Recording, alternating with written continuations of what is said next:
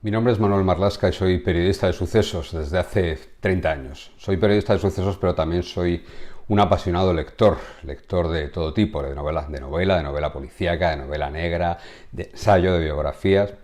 Y naturalmente, entre mis lecturas también ha estado siempre Benito Pérez Galdós. Benito Pérez Galdós es probablemente uno de los más grandes escritores de nuestras letras y también durante un tiempo ejerció como periodista. El libro del que os voy a hablar, los escritos de los que os voy a hablar, están editados en España, en varias editoriales. Es El crimen de la calle Fuencarral. Traigo aquí dos ejemplares de dos ediciones distintas, en las que se recogen las crónicas que Benito Pérez Galdós escribió para un diario argentino. Un diario argentino en el que Benito Pérez Galdós trabajaba de corresponsal. El periodismo de sucesos siempre ha sido un terreno en el que muchos grandes escritores han dado magníficos ejemplos. Truman Capote, A Sangre Fría, es probablemente la novela más paradigmática en este sentido, del suceso, la crónica de sucesos llevada a literatura de la mayor envergadura. Después, unos años después, Emmanuel Carréré, el autor francés, hizo una obra sensacional llamada El adversario, que cuenta los crímenes de Jean-Claude Romand. Es una crónica real de los crímenes de Romand, un impostor que se hizo pasar por médico de la OMS y que acabó asesinando a toda su familia en una continua huida hacia adelante. Esa obra, El adversario, es otro ejemplo perfecto, menos conocido que A Sangre Fría, pero seguramente de igual o de mayor calidad literaria que la obra de Truman Capote. Las incursiones en el periodismo de Benito Pérez Galdós son conocidas. Él fue cronista, escribió crónica de todo tipo. Para el diario argentino para el que trabajaba, repasó la actualidad española en distintos artículos, pero nos centramos, como digo, hoy en las crónicas que hizo sobre el crimen de la calle Fuencarral. Ese crimen seguramente sea el primer asesinato que ocurre en España que tiene el valor o se precia de ser un crimen mediático, lo que hoy conocemos como un crimen mediático. Diana Quer, Gabriel Cruz, Bretón, esos crímenes que llenan tantas y tantas páginas de tinta y que ocupan tantas y tantas horas de televisión. Evidentemente, en la época en la que ocurre el crimen, estamos hablando del 1 de julio de 1888, el crimen es recogido por la prensa de la época. Y a partir de aquí es donde quiero empezar a reflexionar sobre los escritos de Pérez Galdós, sobre esas crónicas que envió sobre el crimen de la calle Fuencarral. Porque lo primero que destilan esas crónicas es una gigantesca autocrítica hacia el papel de la prensa de la época. En un país en el que el 60-70% de la población era analfabeta, El Imparcial llegó a vender 67.000 ejemplares gracias a las crónicas que daban sobre el juicio, sobre los hechos primero y después sobre el juicio del crimen de la calle Fuencarral. Esto da una idea del interés que pudo despertar entre una población que, como digo, en su mayoría era analfabeta y que, sin embargo, se lanzaba por las noches a las rotativas de los diarios en busca de las últimas novedades sobre ese crimen. Galdós, en esas crónicas que hace para el diario argentino, hace, como digo, una crítica muy severa hacia el papel de los medios de comunicación y divide a los medios de comunicación en los que hacen elucubraciones, especulaciones, en lo que hoy llamaríamos juicios paralelos, en los que vierten acusaciones sobre determinados personajes sin ningún fundamento, y el papel de otros periodistas que sí que se ciñen a los hechos y que son mucho más rigurosos, ¿no? Esa primera distinción que hace de la prensa es muy interesante porque estamos hablando de finales del siglo XIX y es un debate que aún hoy continúa, ¿no? Todavía en algunos juicios se puede ver y se puede escuchar a los abogados. Recientemente, por ejemplo, en el crimen de la viuda de Patrais, el abogado defensor de María Jesús Moreno, una de las acusadas, hablaba de esos juicios paralelos y de esa pena de banquillo, esa pena de banquillo público que estaba pasando su defendida, María Jesús Moreno, ¿no? Es decir, que la historia viene de muy lejos y ya en el siglo XIX Galdós denunciaba estos juicios mediáticos y estos juicios paralelos que poco tenían que ver con la investigación o poco tenían que ver con las diligencias que se estaban llevando a cabo en un juzgado para esclarecer ese crimen de la calle Fuencarral.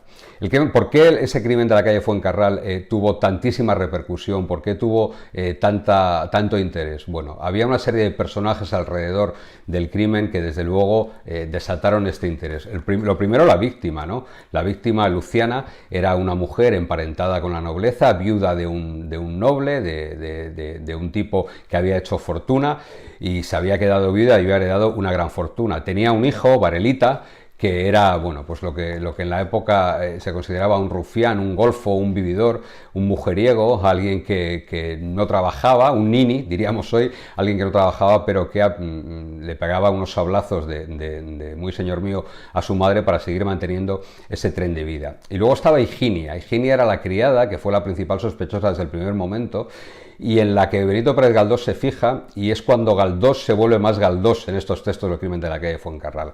La descripción tan precisa que hace del físico y del carácter de Higinia, gracias a que acude a las vistas, a las sesiones orales del juicio, son seguramente los párrafos más galdosianos de todo este crimen de la calle Fuencarral, ¿no? Sus descripciones son casi científicas, son casi como las que haría un entomólogo sobre un insecto, se fija en cada rasgo de su cara, se fija en su perfil, se fija en ese aspecto huraño que casi en una teoría lombrosiana, haciendo caso a las teorías lombrosianas, le daban el aspecto de criminal para sentarse en el banquillo, ¿no?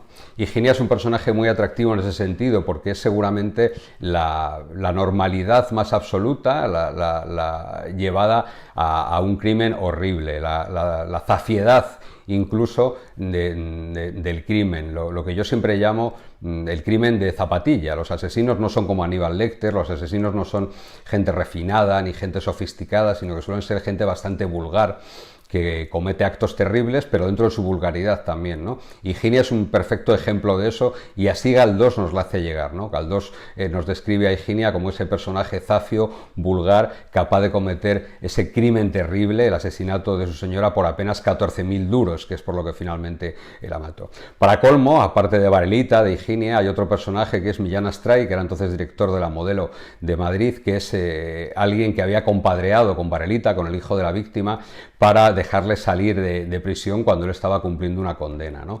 Todo este entramado de personajes convierte al crimen de la calle Fuencarral y todo lo que tenía alrededor en un asunto, como decía antes, eminentemente mediático y de un interés casi inédito hasta ese momento, ¿no? Inédito hasta la época. Los lectores devoraban ávidos las ediciones de unos y de otros periódicos, y sin discriminar además, como dice Galdós, los periódicos que se ceñían a los hechos con los periódicos que especulaban. Tal fue el descontrol de las versiones, de los testigos, de la gente que estaba buscando la prensa, que en un momento determinado el juez instructor del caso tuvo que salvaguardar, es decir, hacer lo que hoy, levantar lo que hoy llamamos un secreto de sumario, imponer un secreto de sumario para que dejase de haber filtraciones, porque muchas veces lo que ocurría es que las fuerzas de seguridad tenían que ir detrás de los periodistas, que encontraban testigos que daban versiones distintas de los hechos, y por tanto la policía tenía un trabajo añadido al de ya de por sí del esclarecimiento del crimen, ¿no? Que era corroborar lo que tal o cual testigo había citado en tal o cual diario, ¿no? Así que el juez se puso serio, el juez decretó un secreto de las actuaciones y puso un velo sobre todo lo que estaba ocurriendo en torno a la investigación del crimen de la calle Fuencarral, algo que Benito Pérez Galdós ve con buenos ojos, desde luego, y cree que así debe ser, porque al fin y al cabo lo que importaba era la limpieza de un proceso judicial que se estaba viendo salpicado, que se estaba viendo manchado por todas las filtraciones a la prensa y por todas, lo que es peor, las elucubraciones de la prensa.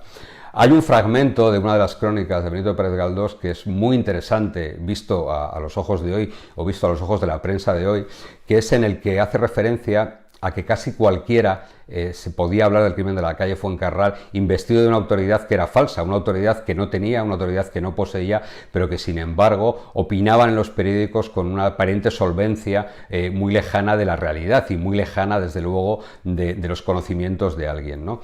Son los tertulianos de hoy en día, ¿no? Esos tertulianos que lo mismo te hablan de un crimen, que lo mismo te hablan de la crisis económica, o que tienen grandes conocimientos epidemiológicos ahora con la crisis de la pandemia, ¿no? Esos tertulianos que hablan de todo sin saber verdaderamente de nada, pero que sin embargo tienen muchísima cabida, muchísimo espacio en los medios de comunicación. Ya por aquel entonces, en 1888, parece que los tertulianos, o algo similar a los tertulianos, tenía cabida en los periódicos, y es del rechazo de Galdós que si hay algo que caracteriza estas crónicas, precisamente son un rigor y una seriedad y un intentar atenerse a los hechos muy pulcro, digno de cualquier buen periodista que se precie y digno de cualquier periodista periodista que esgrima el rigor como arma fundamental del ejercicio de sus funciones, ¿no?